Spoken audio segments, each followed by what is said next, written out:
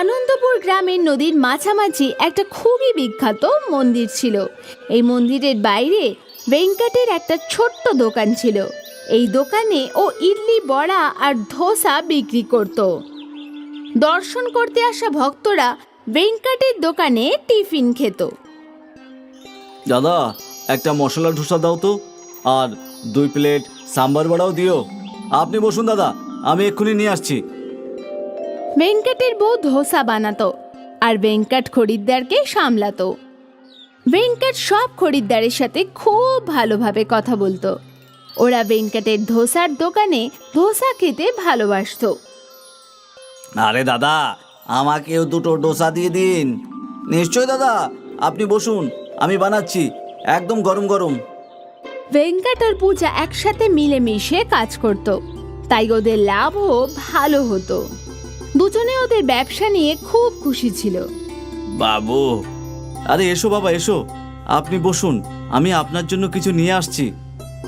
ভেঙ্কট রোজ ওই বুড়ো ভিখারিকে খাবার খাওয়াতো, কিন্তু এই ব্যাপারটা ওর বউ পূজার একদম পছন্দ ছিল না। কি দরকার ছিল ওই ভিখারির অভ্যেস বানিয়ে দেওয়ার? ও রোজ চলে আসে ফ্রিতে খাবার জন্য। আরে প্রজা, কি যায় আসে এরকম অসহায় মানুষের সাহায্য করলে?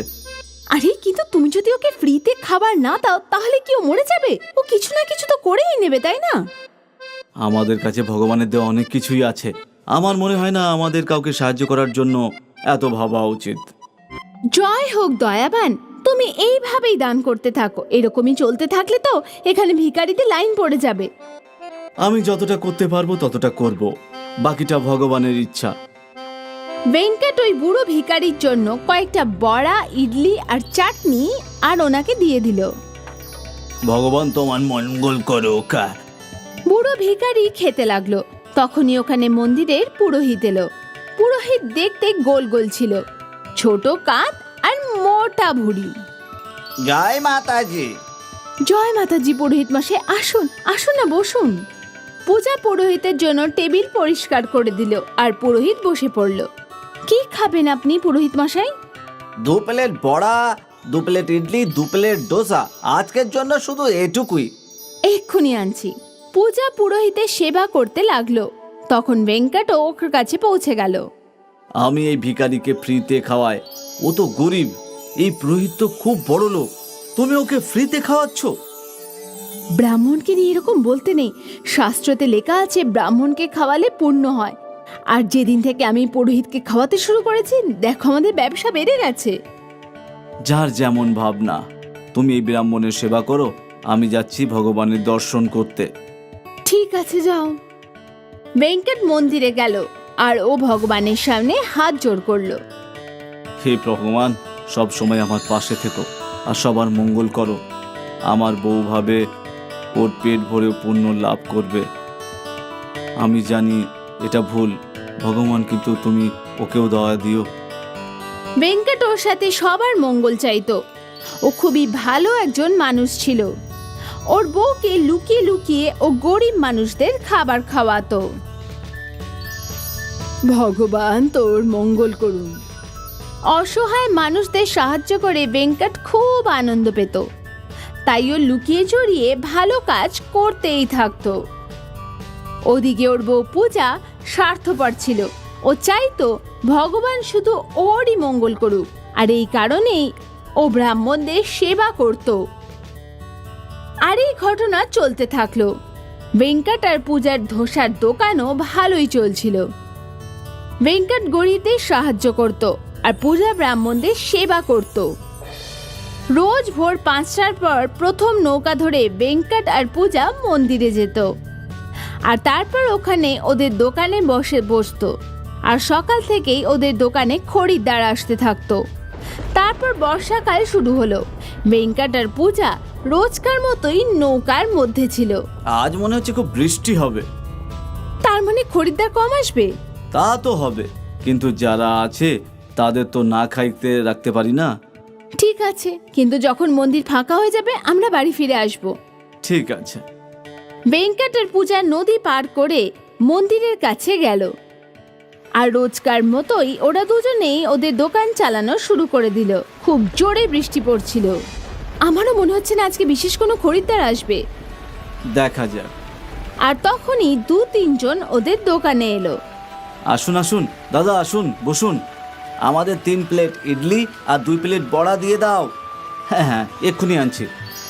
পূজা ইডলি বড়া বানালো আর ভেঙ্কট খরিদ্দারদের দিয়ে দিল। খরিদ্দাররা খেতে শুরু করলো। ওদের সবার খাওয়া শেষ হয়ে গেল, কিন্তু তাও বৃষ্টি থামলো না। মনে হচ্ছে না আজ আর বৃষ্টি থামবে। হ্যাঁ, বৃষ্টির জন্য মন্দিরে দর্শনার্থীও কম আছে। ওই লোকটা ভেঙ্কটকে টাকা দিয়ে দিল। আমরা কিছুক্ষণ এখানে অপেক্ষা করব, বৃষ্টি থামলেই চলে যাব। হ্যাঁ হ্যাঁ, নিশ্চয়ই। ওরা অনেকক্ষণ পর্যন্ত অপেক্ষা করলো, কিন্তু বৃষ্টি থামলো না। তারপর ওরা ভিজে নদী অবধি গেল। নদীর ভয়ঙ্কর রূপ দেখে ওরা অবাক হয়ে গেল। নদীতে একটাও নৌকা ছিল না, আর নদীর জলের স্তর বেড়েই চলছিল। ওরা দৌড়াতে দৌড়াতে ভেঙ্কটের কাছে এলো আর ওকে এসব বলল। এই বন্যা আমাদের সবাইকে ডুবিয়ে দেবে, আমাদের মধ্যে কেউ বাঁচবে না। তখনই ওদের কাছে ওই বুড়ো ভিখারি এলো। উনি যখন আছেন বাঁচানোর জন্য, তাহলে কেউ মারতে পারে বাবা? এখানে আমরা সবাই জীবন নিয়ে খেলছি, আর এই ভিখারি হাসছে। আমাদের কিছু তো করতে হবে। হে ভগবান, আমাদের সবাইকে নিরাপদে ওপার পড়ে দাও। হে ভগবান, দয়া করো। ভেঙ্কট ভগবানের কাছে প্রার্থনা করতে লাগলো। তখনই ওই বুড়ো ভিখারি সামনে রাখা একটা ধোসার প্লেট তুলে নিল। আমরা সবাই এত বড় বিপদে আছি, আর তুই খাওয়া নিয়ে ব্যস্ত। আমার সাথে এসো। ভিখারির সাথে ওরা সবাই নদীর কাছে গেল। ভিখারি ওই ধোসার প্লেট মাটিতে রেখে দিল আর ওনার চোখ বন্ধ করে দিল। আর জাদুতে ওই ধোসার আকার বাড়তে লাগলো। ধোসার আকার এত বেড়ে গেল যেন কোনো বড় নৌকা। ওখানে দাঁড়ানো সবাই চমকে গেল। এটা জাদুর বিশাল ডোসার নৌকা, সহজেই নদী পার করিয়ে দেবে। তোমরা বসে পড়ো এতে। সবাই নৌকাতে বসে পড়ল, শুধুই ভিখারি ছাড়া। আপনিও আসুন না। না বাবু, আমাকে উনি বাঁচাবেন, তোমরা সবাই যাও। ভিখারি ইশারা করা মাত্রই বিশাল ধোসা নৌকা নদীতে চলতে লাগলো। জলের বড় বড় ঢেউয়ের কোনো প্রভাব ওই নৌকাতে ছিল না। ভিতরে বসা সবাই সুরক্ষিত ছিল। ওরা সবাই ওপারে পৌঁছে গেল। সবাই ভগবানকে ধন্যবাদ জানালো। আর ওরা নামা মাত্রই বিশাল ধোসার নৌকা জলে ডুবে গেল। আজ ভেঙ্কটের সাথে বাকি সবাই একই জাদু দেখলো, বিশাল ধোসা নৌকা জাদু। হয়তো এই ভেক্টরের ভালো মানুষদের জন্যই ওকে জাদুই বিশাল ধোসা নৌকা বাঁচাতে এসেছিল।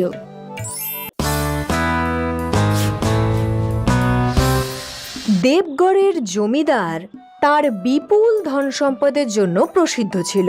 তার চাষের জমি অনেক বড় ছিল, যেখানে অনেক মজুরেরা একসাথে কাজ করত। জমিদার সবথেকে বেশি তার মাকে ভালোবাসতো। জমিদারের মা সব সময় দান ধ্যান করত। সময় বয়ে চলল, আর জমিদারের মায়ের শরীর খারাপ হতে লাগলো, আর উনি শয্যাশায়ী হয়ে গেলেন। এর কিছুদিন পর উনি মারা গেলেন। মা চলে যাওয়ার শোকে জমিদার দিন রাত শুধুই কাঁদতেন। মা চলে যাওয়ার পর জমিদারের মনে পড়ল যে তার মা একদিন আগে ওনার কাছে আম খেতে চেয়েছিলেন। আরে আরে রে রে, আমার এতগুলো টাকার সম্পত্তি নিয়ে আমি এখন কি করি?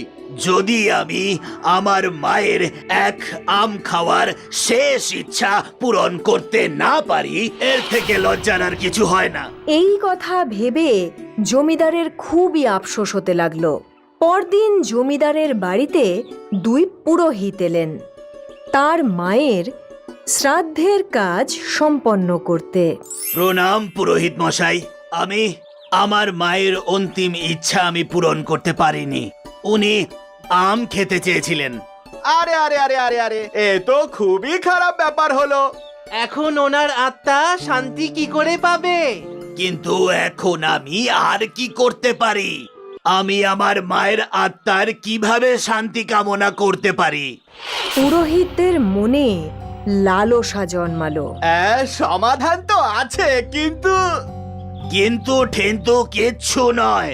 আপনার যা উপায় আছে বলুন আমায়। আমি সবকিছু করতে রাজি, যাতে আমার মায়ের আত্মা শান্তি পায়। পুরোহিতরা একে অপরের দিকে তাকালো। আপনাকে 2টো সোনার আম ব্রাহ্মণকে দান করতে হবে। আর তাহলেই আপনার পরলোকগত মায়ের আত্মা শান্তি পাবে। জমিদার একটু চিন্তায় পড়লেন। সোনার আম?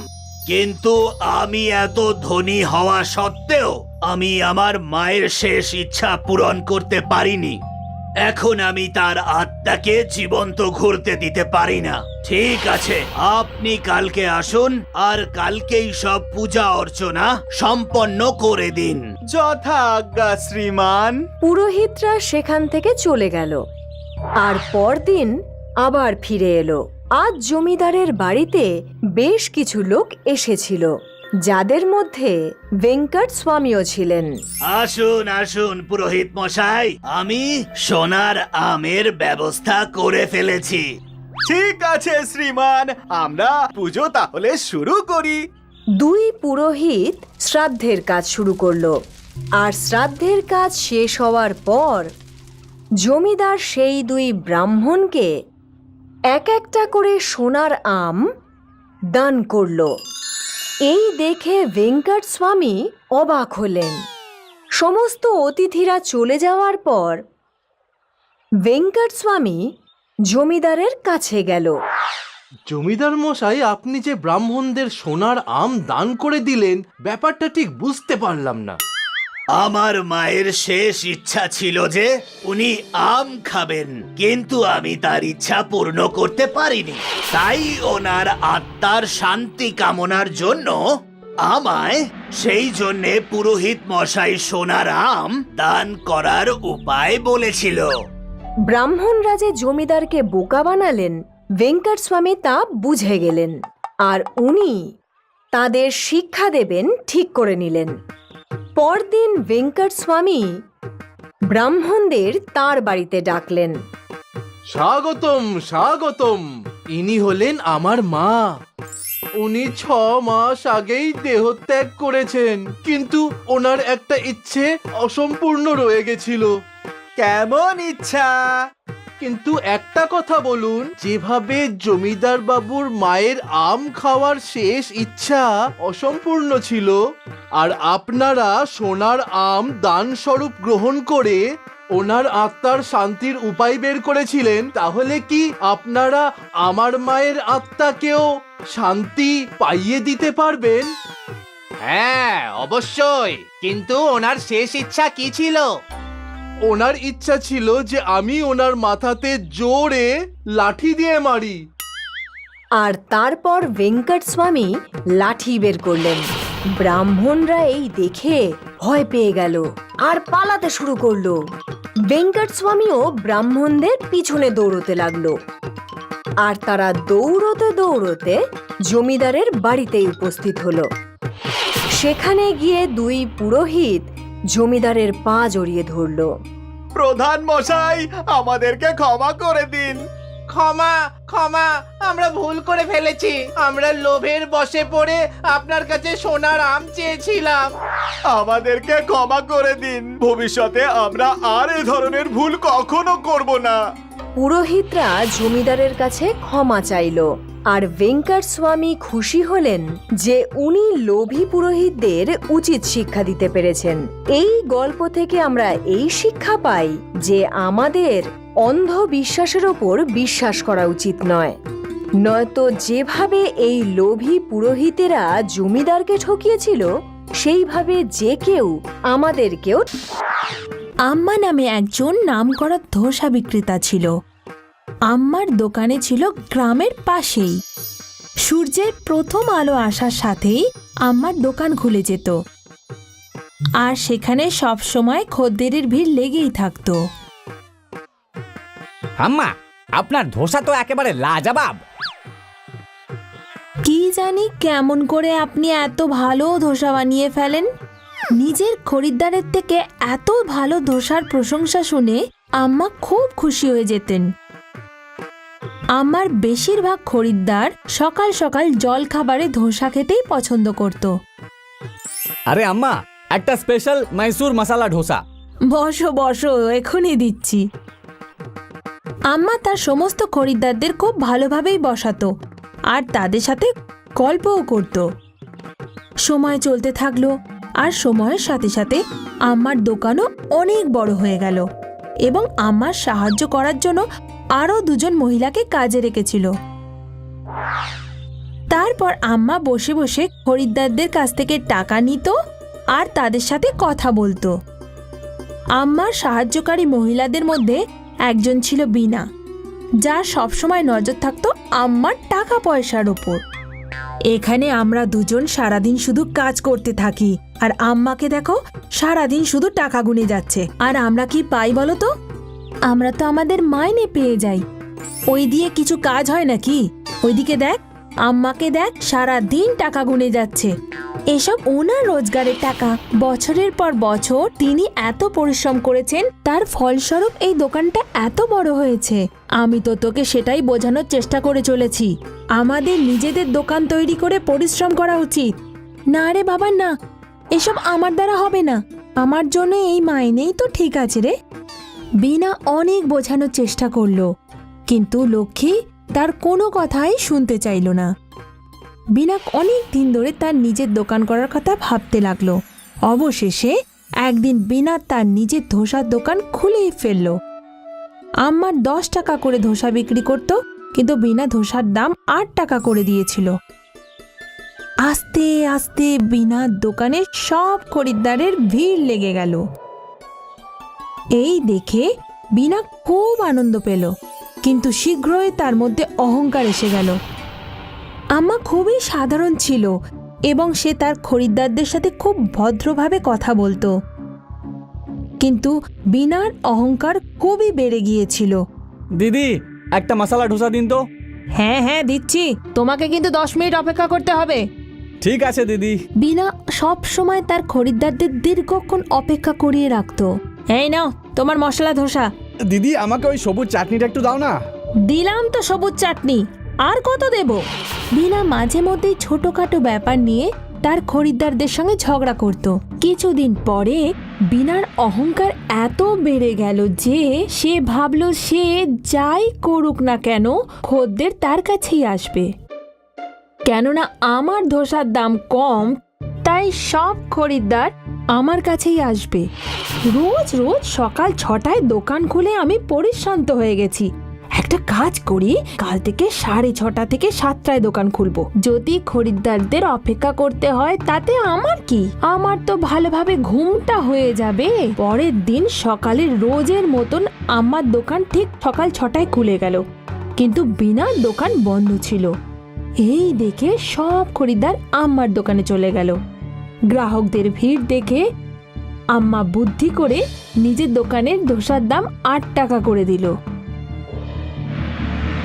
7:30টায় বিনা দোকান খুলল। খরিদ্দাররা যখন দোকানে গেল তখন দেখলো দুটো দোকানেরই একই দাম। এটা দেখে, আরে বাহ, আম্মাও ধোসার দাম কমিয়ে দিয়েছে। অনেক দিন হয়ে গেল আমরা আম্মার ধোসা খাইনি। তারপর সারা দিন আমার দোকানে খরিদ্দারদের ভিড় লেগেই থাকলো।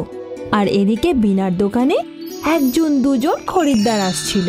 বিনা মনে মনে খুব জ্বলছিল, আর সেই কারণেই সে খরিদ্দারদের ওপর আরো বেশি চেঁচামেচি করে ফেললো। চাই না তোমার ধোসা আমি, তুমিই খাও। সব খরিদ্দার আমার দোকানেই চলে গেল। আজ আম্মা খুব আনন্দ পেল, কেননা আবারও তার দোকান খুব ভালোভাবে চলছিল। কিন্তু বিনা হিংসায় আম্মার ওপর জ্বলছিল। বাচ্চারা, এই গল্পে আম্মা কিছুই করলো না, কিন্তু বিনার অহংকার তার নিজের ভালো ব্যবসাটাকেও নষ্ট করে দিল। যদি ও প্রথম থেকেই খরিদ্দারদের সাথে ভালো ব্যবহার করত আর অহংকার না দেখাতো, তাহলে আজ ওর ব্যবসাও খুব ভালোভাবে চলতো। এই জন্যই বলে অহংকার পতনের মূল কারণ।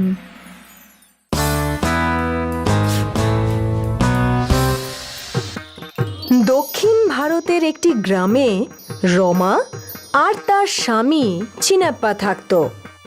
দুজনে গ্রামের একটা চাষের জমিতে দিনমজুরি করে নিজের সংসার চালাতো। রমা আর চিনাপ্পার এক ছেলে এবং এক মেয়ে ছিল। তারা তাদের সন্তানদের লেখাপড়া শিখিয়ে প্রতিষ্ঠিত করতে চেয়েছিল, কিন্তু মাঝে মধ্যেই চিনাপ্পা অসুস্থ হতে শুরু করলো। ও খুব অসুস্থ হয়ে পড়ল। এখন রমাকে চাষের জমিতে দিনমজুরির কাজও করতে হতো, নিজের সন্তানদের খেয়ালও রাখতে হতো, আর তার অসুস্থ স্বামীরও। তার শারীরিক অবস্থা দিন দিন আরও খারাপ হয়ে যাচ্ছিল। একদিন চিনাপ্পাকে দেখতে তার ভাই মোহন এলো। দাদা, দেখে তো মনে হচ্ছে তোমার শরীর খুব খারাপ। তুমি কি ডাক্তার দেখিয়েছো নাকি না? দেখিয়েছি ঠাকুরপো, কিন্তু তারপরেও কোনো উন্নতি দেখা যাচ্ছে না। হ্যাঁ, আমি মন্দিরে গিয়ে তোমার নামে পুজো দেব, তুমি নিশ্চয়ই ঠিক হয়ে যাবে। ঠিক আছে আমার ভাই। বৌদি, তোমার একার ওপরেই এই পুরো সংসারটা চালানোর দায়িত্ব এসে পড়েছে, তাই না? হ্যাঁ, কিন্তু এখন সংসার তো চালাতেই হবে না। বৌদি, আমি না একটা ইডলির দোকান খুলছি। তুমি কি সে দোকানে গিয়ে ইডলি বানাতে পারবে? এর ফলে তুমি কিছু টাকাও হাতে পেয়ে যাবে, আর তোমার এই আর্থিক পরিস্থিতিও অনেকটাই বদলে যাবে। আমার এই ব্যবসায় যা লাভ হবে সেটা আমরা দুজনে মিলে ভাগ করে নেব। হ্যাঁ, ঠিক আছে ঠাকুরপো। আর পরের দিন থেকে রমা মোহনের দোকানে ইডলি বানাতে লাগলো। গ্রামের সবার রমার তৈরি করা ইডলি খুব পছন্দ হলো। দেখতে দেখতে রমার বানানো ইডলি বিখ্যাত হয়ে গেল। দোকানে রোজ গ্রাহকেরা ভিড় করতে শুরু করলো। রমা ও মোহন দুজনেই খুব খুশি ছিল, কারণ ব্যবসা থেকে দুজনেই লাভবান হচ্ছিল। উপার্জিত হওয়া লাভের টাকায় রমা চিনাপ্পাকে ভালো চিকিৎসা করালো, আর কিছুদিনের মধ্যেই চিনাপ্পা একদম সুস্থ হয়ে গেল। এভাবে 2 মাস কেটে গেল। রমা আর মোহনের দোকানে গ্রাহকেদের ভিড় ক্রমাগত বেড়েই চলেছিল।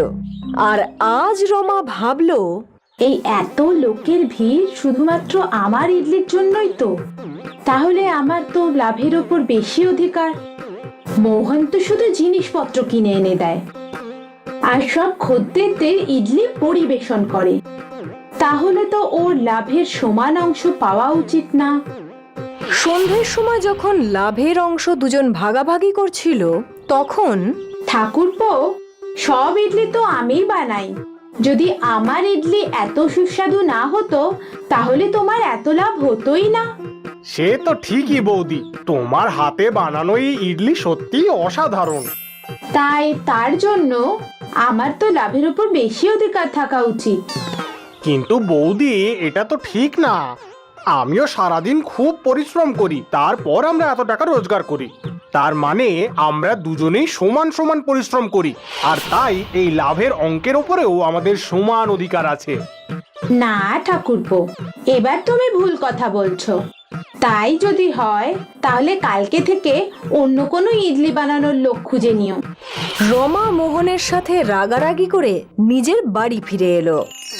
আর পরদিন থেকে গ্রামে 2টো ইডলির দোকান বসলো। একটা রমার, যেখানে সে নিজেই ইডলি বানাতো আর বিক্রি করছিল, আর একটা মোহনের, যেখানে অন্য এক মহিলা ইডলি বানাচ্ছিল। রমার নতুন দোকান দেখে গ্রামবাসীরা সবাই তার দোকানের দিকে চলে গেল, কিন্তু রমা একা ছিল। ও এতজন গ্রাহকদের একা সামলাতে পারছিল না। অবশেষে গ্রাহকেরা অপেক্ষা আর না করে মোহনের দোকানে ফিরে এলো, যেখানে মোহন অন্যান্য দিনের মতোই সমস্ত গ্রাহকদের ভালোভাবে ইডলি পরিবেশন করছিল।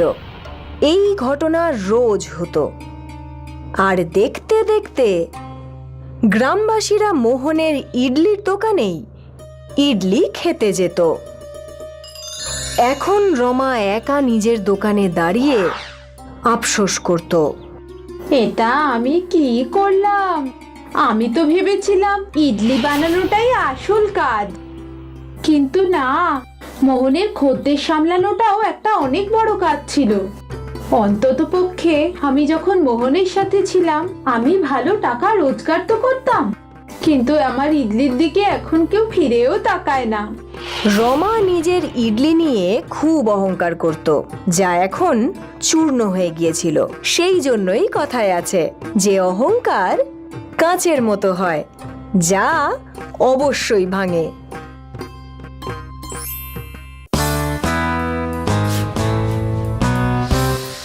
নন্দীপুরে একটাই মুদি দোকান ছিল, যার ওনারের নাম হলো নন্দা। আরে এ কি নন্দা, এ তো শুধু এক মুঠো ধান, এখন কি তুমি এর থেকেও কমাবে? হ্যাঁ হ্যাঁ, কেন করব না? এইভাবেই যদি সারাদিনে প্রত্যেককে এক মুঠো করে ধান বেশি দিয়ে দিই, তাহলে আমার ব্যবসা তো বন্ধই হয়ে যাবে। পুরো নন্দীপুরেই নন্দার কিপটেমোর কথা সবাই জানতো। নন্দা তার স্বামী ধানিরামকেও দাবিয়ে রাখত, আর তাদের ছেলে দীপকেরও কখনো কোনো ইচ্ছে পূরণ হয়নি। বাবা, সামনের মাসে আমার জন্মদিন আসছে। তুমি তো বলেছিলে যে তুমি আমার জন্য নতুন সাইকেল কিনে আনবে। তুমি এইবারে আমার জন্য সাইকেল আনবে তো? কোনো দরকার নেই নতুন সাইকেলের। কিন্তু তোমরা বলেছিলে তো। ও যখন এত বায়না করছে তাহলে ওকে কিনেই দি। নতুন সাইকেল টাইকেল মানে তো শুধু টাকা নষ্ট করা। আরে 4 বছর আগেই তো নতুন সাইকেল দিয়েছিলাম। কিন্তু মা, 4 বছর আগে আমি এইটুকু ছিলাম, আর এখন আমি বড় হয়ে গেছি। এখন আমি ওই সাইকেলটা আর চালাতে পারি না। আহা, এসেছে আমাকে শেখাতে যে তুমি বড় হয়ে গেছো, যেন আমি তো কোনোদিন ছোটই ছিলাম না। কিন্তু মা, আমার কথাটা তো শোনো। আমি বলে দিয়েছি তো, ব্যাস। বেচারা দীপক তার বাবার দিকে তাকিয়ে রইল, কিন্তু ওনার কোনো সাহস ছিল না নন্দার ওপরে একটাও কথা বলার। আর তারপর রেগে গিয়ে দীপক বাড়ির থেকে বেরিয়ে গেল। দীপক উদাস হয়ে একটা গাছের নিচে বসেছিল। সেই সময় তার 2 বন্ধু নকুল আর সোহম সেখানে এলো। কি হয়েছে? মা বাবার কাছে মার খেয়েছিস? না, তাহলে কি হয়েছে? কেন এখানে মুখ নিচু করে বসে আছিস? আর কি হবে, এবারেও মা নতুন সাইকেল দেবে না বলে বারণ করে দিল। তুই আর তোর ওই মা, উনি এত কিপটে কেন রে? জানি না রে, এই গ্রামে আমাদের এত বড় দোকান আছে, আর এই আমি যে প্রত্যেক দিন একটা চকলেট পর্যন্ত খেতে পাই না। তাতে কি, না বলেই খেয়ে নে। না না, যদি মা জানতে পেরে যায় তাহলে মা আমাকে খুব মারবে। না রে ভাই, না, আমি মার খেতে চাই না। আচ্ছা ঠিক আছে, এই নে, তুই আমার টফি খেয়ে নে। আমি বাবাকে বলে আরো আনিয়ে নেব। বন্ধুর দেওয়া টফিটা দীপক খেয়ে নিল, আর সে বাড়িতে ফিরে এলো। বাড়িতে ফিরে সে তার বাবার কাছে বসে সাইকেল কিনে দেওয়ার জন্য বাবাকে পটাতে লাগলো। কি তখন থেকে খুশুর ফুসুর চলছে তোমাদের? কিছুই নয়। ঠিক আছে, এসো খাবার খেতে বসো। নন্দা 3 জনের জন্য খাবার বাড়ল, আর 3 জনের প্লেটেই সে গুনে গুনে 2টো করেই রুটি দিল। 3 জন খেতে শুরু করলো। কিছুক্ষণ পর নন্দা, একটু ঘি দাও আমায়। ঘি তো আমি রুটির মধ্যে ভালো করেই দিয়েছি। আর একটু আমায় দাও না। না না, একদম না। তুমি কি জানো না যে ঘিয়ের কত দাম? বেচারা ধনীরাম এই সব শুনে চুপচাপ নিজের খাবার খেতে লাগলো। এমনিতে নন্দা খুবই কিপটে ছিল, কিন্তু সে রোজ সকালে ভগবানের সামনে বিশুদ্ধ দেশি ঘি দিয়ে প্রদীপ জ্বালাতো। এইবার ভগবান তার প্রার্থনা শুনলেন, আর উনি নিজে প্রকট হলেন। আরে বাবা রে, ভগবান যে, জয় হোক, ভগবানের জয় হোক। নন্দা ভগবানের সামনে হাঁটু গেড়ে বসে পড়ল। ওঠো নন্দা, পুত্রী, তুমি রোজ আমাকে শুদ্ধ দেশি ঘিয়ে প্রদীপ দাও, এটা হলো তোমার উদারতা। এই উদারতায় খুশি হয়ে আমি তোমাকে সোনা দিতে চাই। সোনা? আমি তোমাকে একটা জাদুর সিন্দুক দেব, যার মধ্যে এত সোনা থাকবে যা তোমার কল্পনাতীত। হ্যাঁ, কিন্তু আমার একটা শর্ত আছে। যদি তোমার কাছে কেউ টাকা চাইতে আসে আর তুমি তোমার কিপটিমির কারণে তাকে মানা করে দাও, তাহলে জাদুর সিন্দুক উধাও হয়ে যাবে। তুমি কি এই শর্তে রাজি? হ্যাঁ হ্যাঁ, এত সোনা দানা থাকলে তাহলে কে টাকা দেবার জন্য এত ভাববে? ভগবান একটু হাসলেন আর উনি নন্দাকে সেই জাদু সিন্দুক দিয়ে দিলেন। যেই না নন্দা সেই জাদু সিন্দুক খুলল, তখন তার চোখ ছানা বড়া হয়ে গেল। তারপর নন্দা সেই জাদু সিন্দুক নিজের আলমারিতে রেখে দিল, আর রোজের মতোই সে তার ছেলে ও স্বামীর জন্য রান্না করতে শুরু করে দিল। কিন্তু এবার সে খুব খুশি ছিল।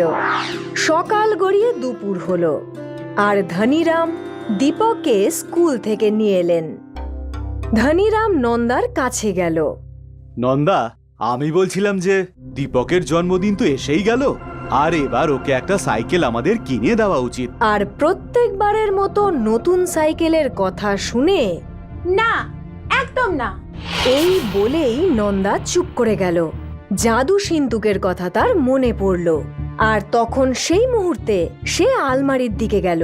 সেই সিন্দুক উধাও হয়ে গিয়েছিল।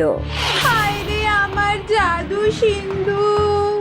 সকালবেলায় তো ভগবান আমাকে দিল, আর দুপুর বেলার মধ্যেই উধাও হয়ে গেল।